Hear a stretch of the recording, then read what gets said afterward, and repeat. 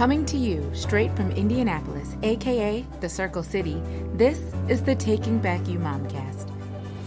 The Taking Back You Momcast is a witty, authentic, and sometimes sarcastic podcast for millennial mamas who are in the thick of mom life. And I'm your host, Dani Carter-Iddens, wife, millennial mama, motivational speaker, and motherhood advocate.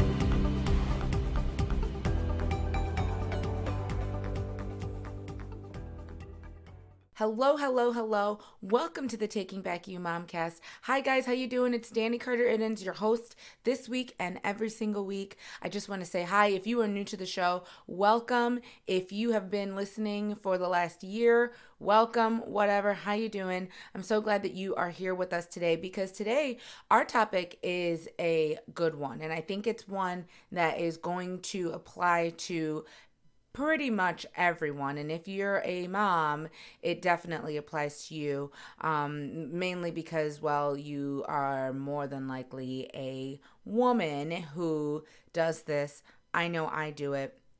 And that is talking negatively to yourself. So I know that's something that we all do. And if you've somehow figured out how to stop doing it, I'm really proud of you. I have not gotten there in my life yet. So what we're going to do is we're going to talk about some ways to nix negative self-talk, because it's really important to be able to check yourself when you are saying these things to yourself that are, number one, not something that you would ever say to someone else, and they're just honestly not nice. Before we do that, though, I want to invite you, like I do every single week, to subscribe to this podcast, the Taking Back You Momcast, and please share it with your mom friends.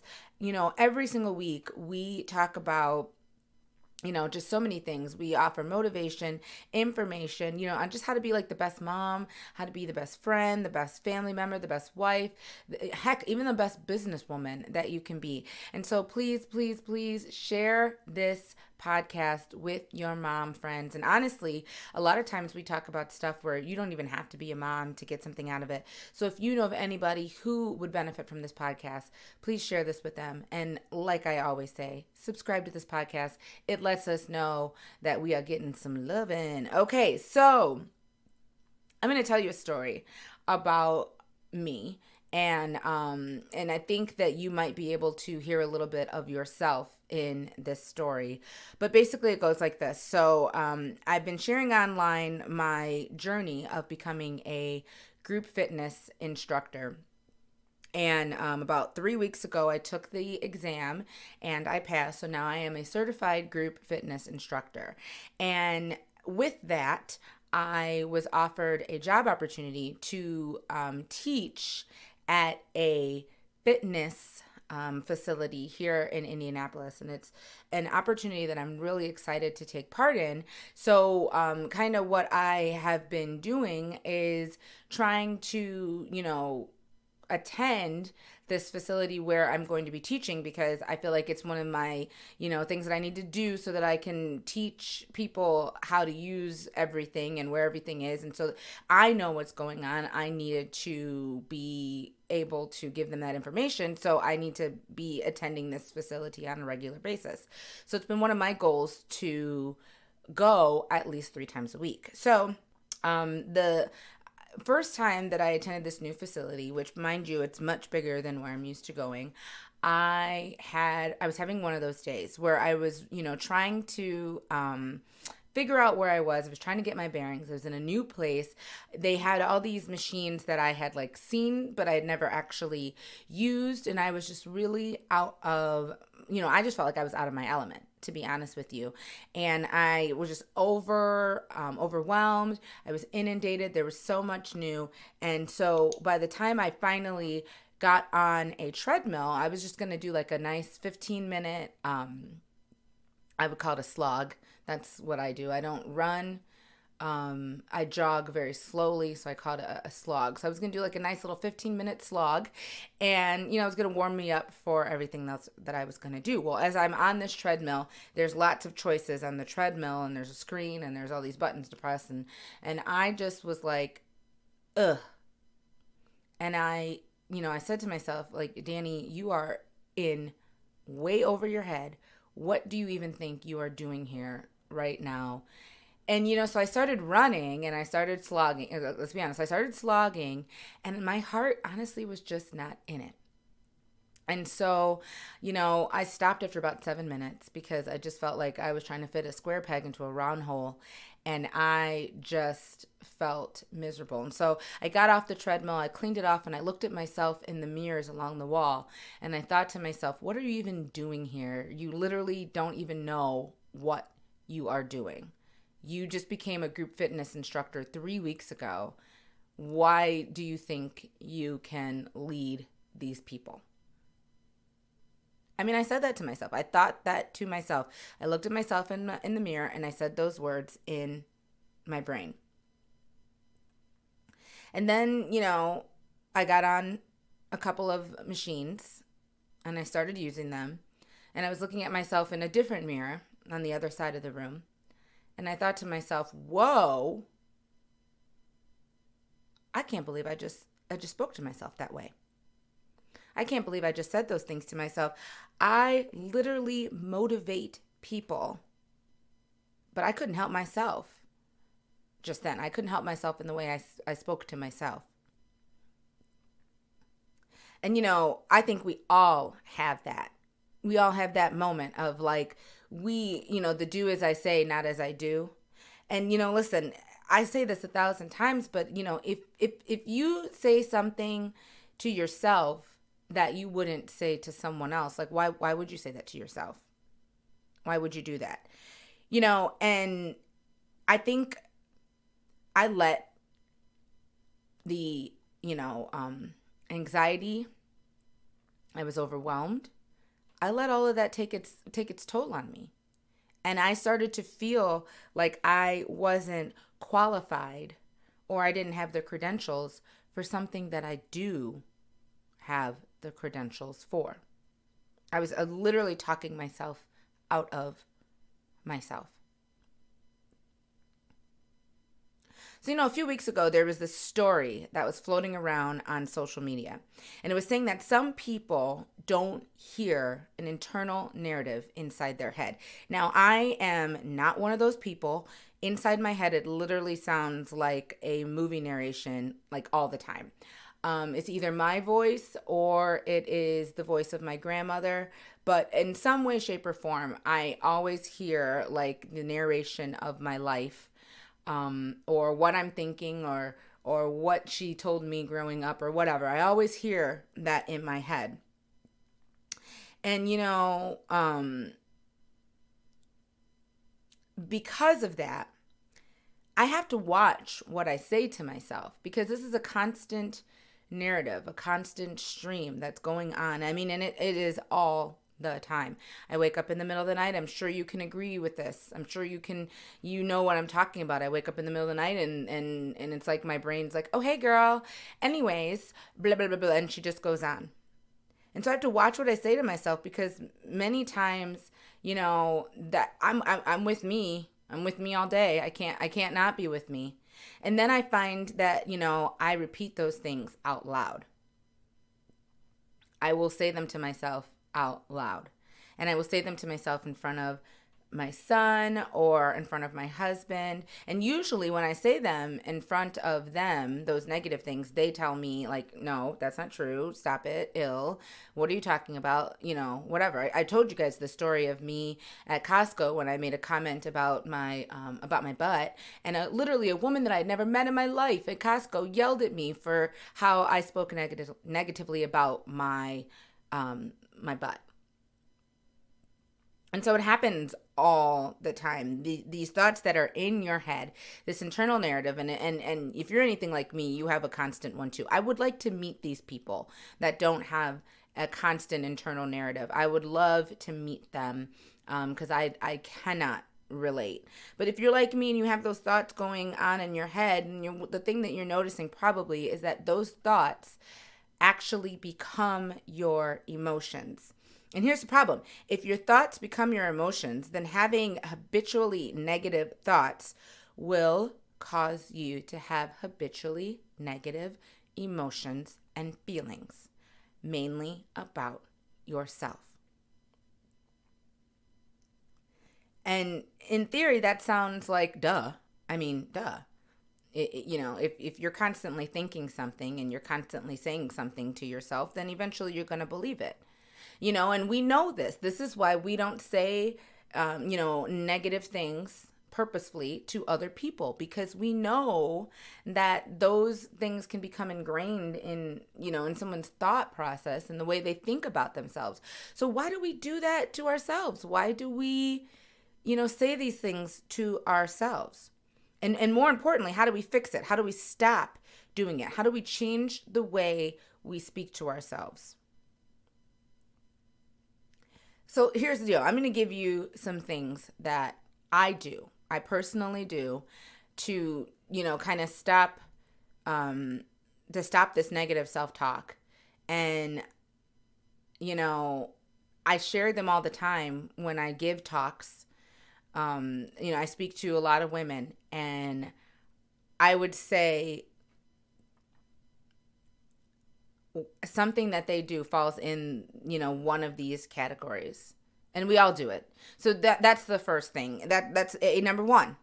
I want you to realize it has nothing to do with how smart you are or with your intelligence. Like, the fact that you have negative self-talk is not because you're too dumb to not, or something like that. It has nothing to do with that. We all know that it's wrong. We all understand that, speaking negatively about ourselves in our heads or out loud is wrong. We all know that. Like, on the surface level, we know that. But there's, you have to go a step further than like merely understanding that self-talk is wrong. And then you have to actually take the steps to stop the habit when it happens, to like head it off at the pass, which is what I did at the gym the other day. I said the thing and I felt like crap about myself, and then worked out a little bit more. And then I was like, all right, Dani, you be honest. You were just a little bit hard on yourself. You're frustrated right now because you are out of your element. You don't feel comfortable. And I'll tell you, it's hard out there for us extroverts. I think a lot of times people think that when you're an extrovert, you can just go into any situation and, rise to the occasion. But that is not always true. Sometimes it's actually really, really hard to go into a brand new place where you don't, have the lay of the land. One of my gifts, and this is something, I'm going to say something positive about myself. One of my gifts is being able to read a room really fast. And the problem that I was having at that gym was that the room was too big and there was really nothing for me to read. And so it was throwing me off. It was frustrating me. It made me angry. It made me mad at and the only person I could get mad at was me, because I'm the only one I knew. And so, but I think you can probably relate to that feeling of just like, well, who else are you going to take it out on? No one else is there but you. And that leads into my next thing. My next thing was I thought I looked stupid. And I thought I wasn't, deserving of the title of being a fitness trainer. And so what I was really doing, though, is I was fortune telling. And I was, quote unquote, reading the minds of the people who were in the gym at that time. I was thinking here's the deal. I was thinking that they were all looking at me because, which in hindsight doesn't make any sense, because they're all there working out. They're working on themselves. They're not working on me. I was working on me. But in my brain at that moment, I was thinking all those people are looking at me, and they're looking at me going, oh my gosh, who's that? She doesn't know what she's doing. She can't even use a treadmill. She can't even figure out what's going on. Why is she here? Ill, yucky, yucky. And I mean, honestly, that's what I was doing. I was, quote unquote, reading their minds. And here's the truth. They were not thinking about me at all. I don't know what they were thinking. I have no idea what they were thinking. But I'll tell you what, usually when you think you know what someone else is thinking, your thoughts always go to the negative, don't they? Here's the deal, though. That's not what they're thinking. That's what you're thinking. That's what you're thinking about yourself. They're not even thinking about you. I'm sorry to tell you this.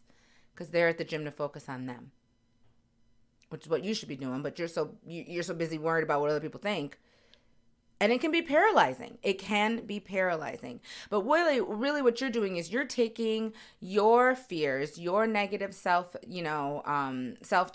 and you're putting it on this other person who's not even really in the conversation, because that's like a weird sense of like validation. Like, well, she's thinking it. I'm thinking it. She's thinking it. We're all thinking it. Well, no, not really.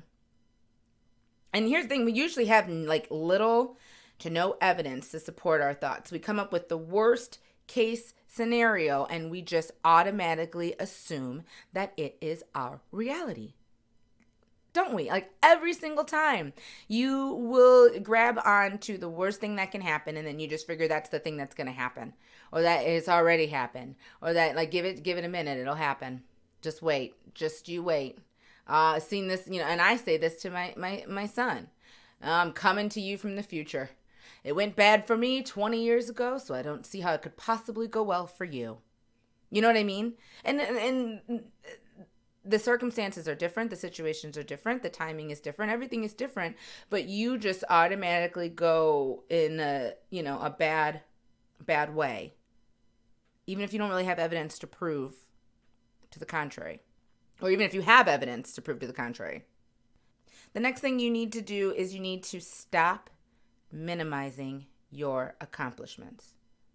I want you to think right now, I want you to think the last compliment that someone gave you. How did you react? How did you react? How did you respond?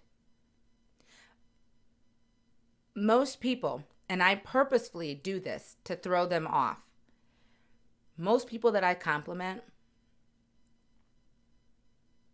they'll minimize it. They will minimize the compliment. They will go about telling me all the reasons why I should not have given them a compliment. They will manage to point out, they'll find something in all the good things that they did. They'll find like that one little thing that maybe didn't go 100% well, and they'll point that out to me. I'll say, oh my gosh, that, your paper was phenomenal. I loved reading your paper. It was a great joy to read your paper. Oh yeah, well, the conclusion wasn't as strong as I wanted it to be. I'm like, okay, all right. You know why you do this, right? You do this because you don't want to seem prideful or full of yourself, because this is what society has told us, and especially us women. It's bad.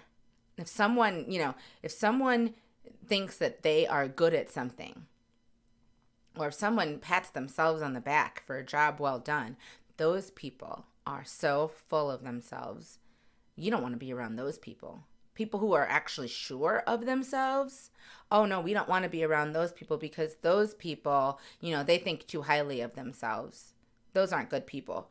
But here you go. I'm going to hit you with like some truth, you guys.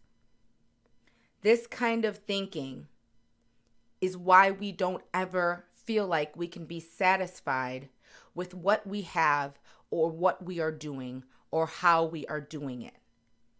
You understand, the world, and I'm going to say the world, but what I really mean is, honestly, the devil. Or if you don't believe in the devil, there are negative forces out there.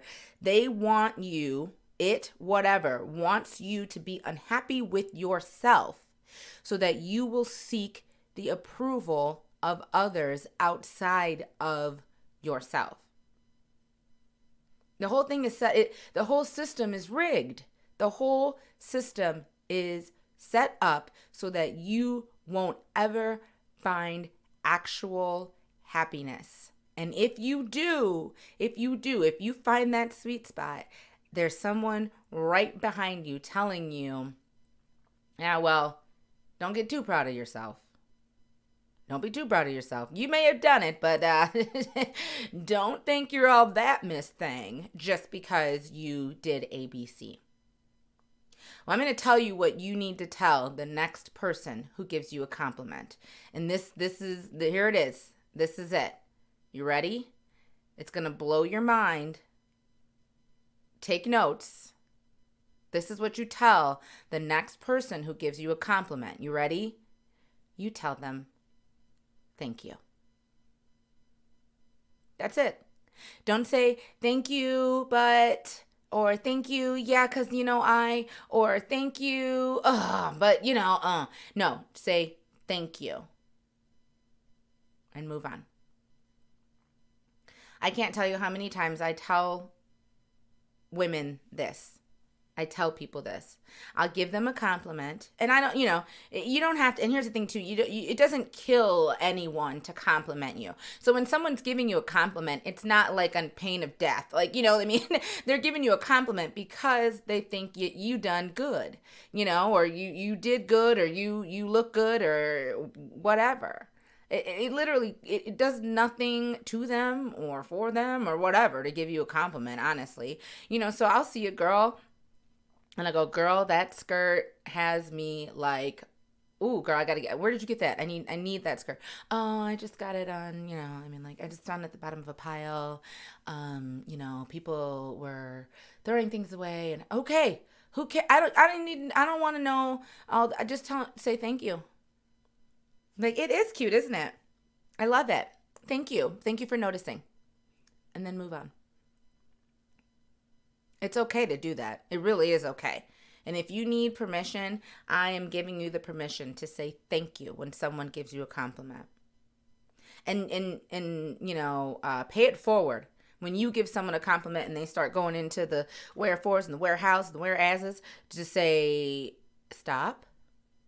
Just say thank you. I like it. You're awesome. Say thank you. Let's go get a cheeseburger. You know what I mean? Like, just stop. Stop them. Here's another thing you can do. I want you to do this, and this is your homework. It's the teacher in me, I love to give homework. This is your homework. I want you to start identifying negative self-talk in other people. Find out when people are talking negatively to themselves, and think about how it makes you feel. Many times we hear other people talk negatively to themselves, and then we tell them not to, don't we? We're like, hey, oh my gosh, don't say that about yourself. That's not true. But how come we don't practice what we preach? Here's the deal. When I was a dance instructor, I used to have times where my students would pair up. They would partner up. And they would give each other critiques. So they would perform a piece of the choreography or all of the choreography, however much we had time for. And they would provide each other with critiques on their performance. And what we used to do is a system, and you might have heard of it, and I've talked about it before, but it's called the positivity sandwich. And what it is you give a pro. You start off with a pro, so something good that they did. And then you give two negatives or two cons. Two things that they need to work on. And then you end with another good thing that they did, another pro. So we call it the pro, con, pro. And the reason we do that is because it helps in a couple of ways. The first way is it teaches us it teaches them how to take criticism. Because sometimes we have a really hard time with receiving criticism. But if you don't receive critiques or criticism, it's really hard to grow and to learn, because you know what? You're not perfect. None of us are. We all have something we can work on. And the minute you realize that when someone's giving you, constructive criticism, it's not because they hate you. It's because they want you to do better. But the other thing that it does is it lets me know what they know. So, if I have a student that performs a piece, and then the girl who is giving her critiques says, as her pro, she's like, you're really pretty. As her con, she's like, you need to smile more. As her other con, she's like, I think your bun's falling out. And as her pro, she's like, but your nail polish is on point. Well, those are great. Those are great compliments. And the critiques are like, okay, but what's the problem? They don't have anything to do with her performance. So then that lets me know that maybe this particular student doesn't know what she should be looking for. Pointed toes. Is her knee connected in passe? All these different things that you need to worry about in dance. Obviously, we need to go back to some sort of drawing board and help her realize that these are technical things that she needs to be looking for. And I tell you this story because, I think we need to kind of take that a little bit, and we need to do that for ourselves. So when you look at somebody who's, speaking negatively about themselves, and you're going, no, girl, that's not true. Those aren't the real things. Then what you need to do at that point is go, oh, yeah, I do that too. Because that's the other side of this story. When I do have a student that can go, yes, you're pro, your musicality is fantastic. Ding, ding, ding. I know that she knows what musicality is.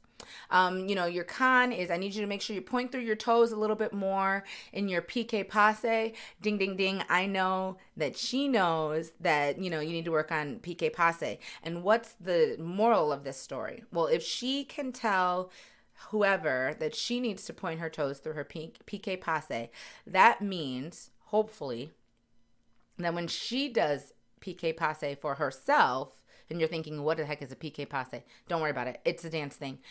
When she does it for herself, she's able to self-critique herself.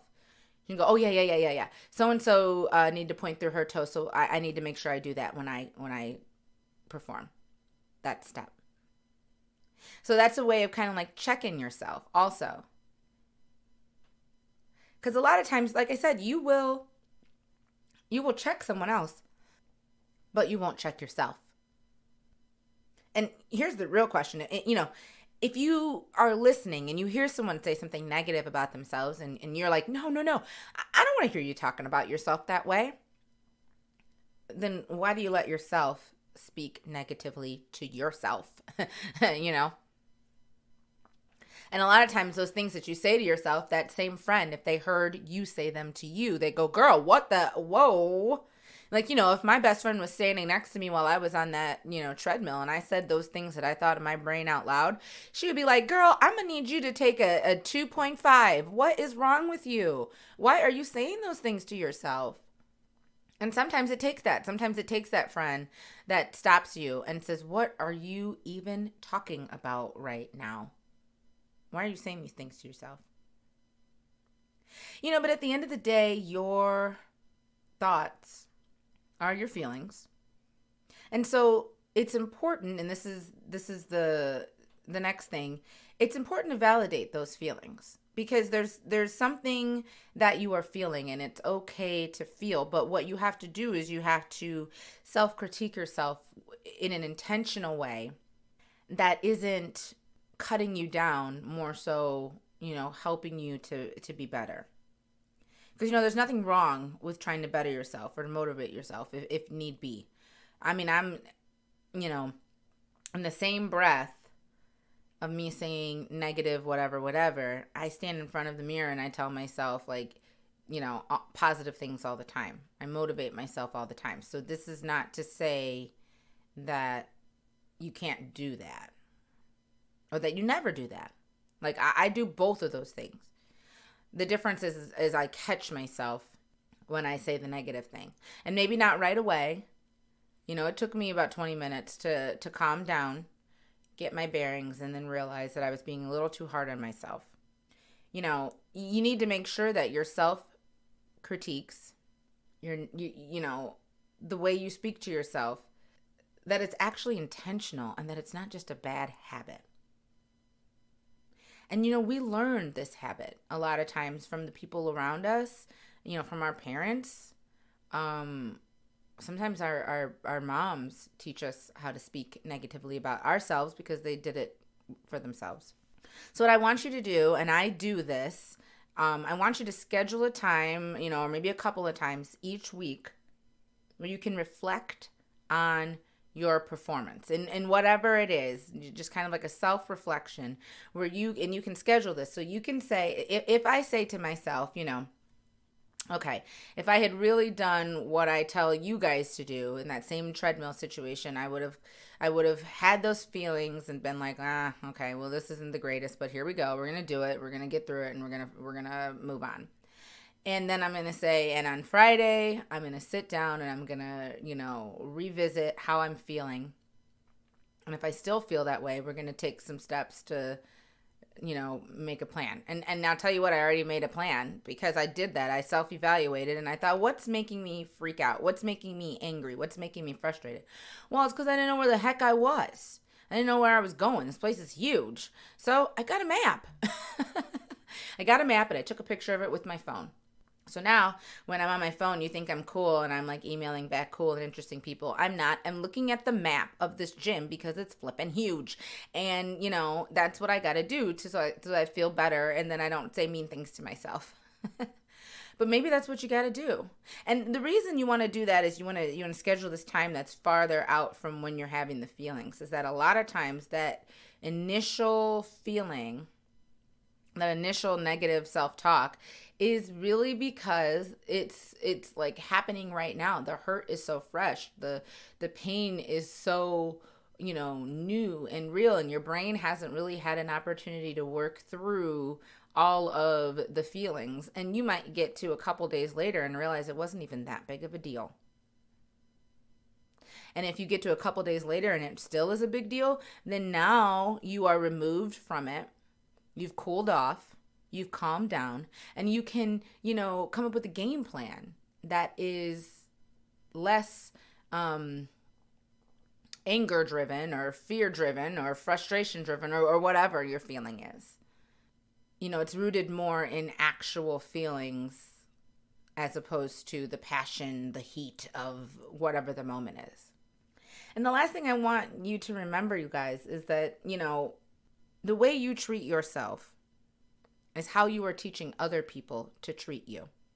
I had a teacher in high school okay, you guys know this. You guys are literally about to be like, oh yeah, girl, I'm with you. You know those teachers that you have in high school or anytime really, college or high school or even, middle school. I don't know about elementary school because I'm not sure how many of us are like thinking that critically, but I mean, if you did, go ahead, girl. But you know those teachers that you have that just like you cannot stand them. And mainly there's two reasons. Like you feel like they're picking on you because they hate you. And every time you do something, instead of just being like, oh, good job, they'll be like, okay, yeah, you did that. Now let's do more. Let's do more. And as a child, an adolescent and teenager and whatever, you a lot of times think this is because the person doesn't like you. You misinterpret it. You think they don't like you. You think that I don't know, you have some weird sense that they're, I guess, sitting at home thinking of ways to ruin your, 14, 15-year-old life. As you get older, you realize that's not true. But one of the things is, I had a particular teacher that was like that. Like she just, in my brain, hated me. She would give me extra work. And I felt like she was holding me to a standard that was higher than all the other kids. I was like, how come I have to do extra work? How come So then I started thinking and I started feeling like, oh man, I'm probably getting this extra work because I'm not smart enough. I don't know what's going on. I'm not catching up. So she's giving me extra work to try to help me get caught up. She's probably giving me extra work because I'm not smart enough to do it. I ran into her about 4 years ago. And she told me something that was crazy. She said to me, I had the hardest time with you because I knew you should have been in a higher level class than you were in, but I wasn't able to move you in the middle of the year. And so I kept trying to come up with ways to challenge you until you could be moved up into that higher level. Y'all, you could have sold me for a nickel. I mean, an actual nickel. Here, I thought all this time she was hating. But she was really actually trying to motivate me to be the best person that I could be. Now, what does that have to do with, teaching people how to treat you? Well, here's the deal. While all of that was taking place, I had the worst attitude towards her. I did. I was not kind to her. I was rude to her, and I was disrespectful. And to be honest with you, I'm ashamed of my behavior looking back 20 years later, but I mean, it is what it is.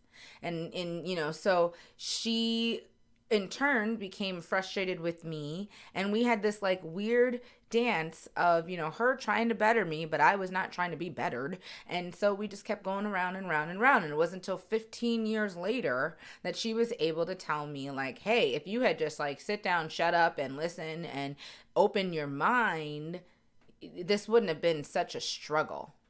You have to be the first line of defense in the world when it comes to how people speak to you or how people treat you.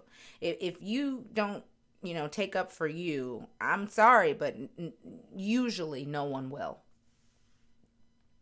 People will learn how to treat you from you, and the last thing I'm going to send you with this, the last thing, and if everything I said does not change your mind, if everything I said doesn't make you want to figure out how to, get over this hurdle of negative self-talk, then I'm going to say this to you. And I hope that if this is your catalyst for change, if this is your catalyst for nixing negative self-talk, I'll take it. But I'm going to say this to you, and I'm going to hit you with some realness. Here's the deal. If you sit there and you say awful things about yourself, then you heard it here first. 20 years from now, you will be sitting there as your child says awful things about themselves. And you'll know that they learned it from you. So why don't we head this off at the pass right now? Why don't we teach our children that it is okay to be proud of ourselves? That it is okay to fail, but it is not okay to beat ourselves up about it. It is not okay to imagine like false and fake scenarios about how people are going to hate us when they don't even know we are there, when they haven't even really gotten a chance to meet us yet. You got to break the cycle because it keeps going. And like I said, think about who you learned how to do this. I bet you a lot of it is society. A lot of it is, and a lot of it, some of it can come from the home where you grew up. You heard other people say negative things about themselves, and so you do the same. But think about how when you've heard other people say negative things about themselves, you've always been like, whoa, oh, don't do that. Why would you do that? Well, yeah, there we go. I mean, we do it. We want to stop other people, but we still do it to ourselves. So, if for nothing else, if you don't want your child to have these thoughts, don't let them see you do that to yourself. I think as parents, we always say, do as I say, not as I do. But here's the problem. If your kid's a visual learner, you know what I mean? So to recap, I'm going to go over these one more time, just so that you have all of this, kind of listed out for you. The first thing is I want you to realize that you're not dumb for the way that you feel. You just need to realize that, those negative, that instinct to have like a negative thought right away, that's a habit. It's not the truth. So you gotta be intentional about like cutting that, stopping it. Stop reading people's minds, quote unquote, and stop fortune telling. You don't know what people are thinking. You literally do not know. And stop putting yourself into their bodies and making them say the things that you think about you, making them say them. They're not talking about you. They're not. I'm sorry, I love you, but they're not. They're not. Most people are not just sitting around thinking negative things about other people. And you listen, don't minimize your accomplishments. Take compliments. Say thank you. Identify negative self-talk in other people. When you hear it in other people and you're like, oh, that's terrible, I don't say that, then I want you to have that memory for when you do it to yourself. And you go, oh, wait, that's terrible. Don't say that. I want you to validate your feelings. Because like I said, your feelings are not dumb. They are rooted in something. So rather than, to just jump on the I hate me bandwagon, figure out why you're having those feelings. Figure out where this is coming from. And have a constructive plan, to critique yourself. And to figure out how you can make whatever happen, instead. If you're mad because you passed the test when you only got a B plus. Okay, well, first of all, B plus is awesome. A number one, and B number two. Okay, if you're mad still a week later that you only got a B plus, then rather than to sit there and talk smack about yourself, why don't you come up with a plan for how to get an A plus or an A minus or an A? You know what I mean? And finally, I just want you to remember that how you talk about yourself, how you treat yourself will teach other people how to treat themselves. And more importantly, it will treat your children how to treat themselves as they get older. You can stop the cycle. You really can. It's not easy. I'm not going to sit here and tell you, follow these, 5 steps, 6 steps, and you'll be on your way. No, it's not easy, but it's necessary. It's necessary. It's important that you do that. It's important that you nix negative self-talk, because it does affect so many other facets of your life, so many relationships, the relationship you have with yourself, the relationship that you have with others, the relationship that you have with your family and your friends, coworkers, dog, I don't know, what have you, but it does affect them. So, that's what I have for you guys this week. I hope this topic was helpful, and I hope that, you're going to be able to put what I said into action. I really hope that this was, this topic was useful. And like I say, if you think this episode was helpful and you think it could help somebody else, please, by all means, share it. Share the Taking Back You Momcast.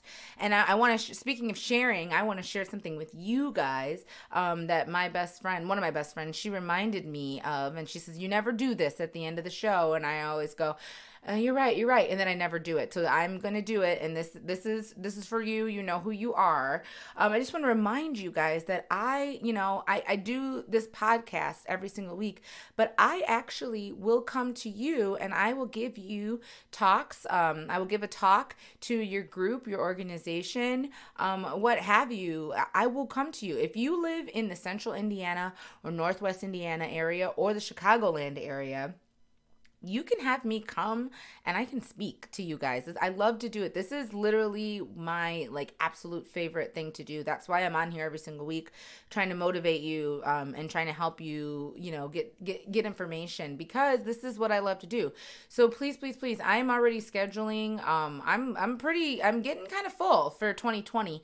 One of the things is I have to respect my family time. And so, there's only so many spots that I want to fill. But if you would like me to come in and speak to your group, I have a list of topics. You can go on DaniCarterIdens.com and you can look at all of those topics. And if you have something else that you'd like me to speak about, drop me an email and I can see if it's something that I, would be open to do, willing to do. I might know about it and not realize that, I could talk about it.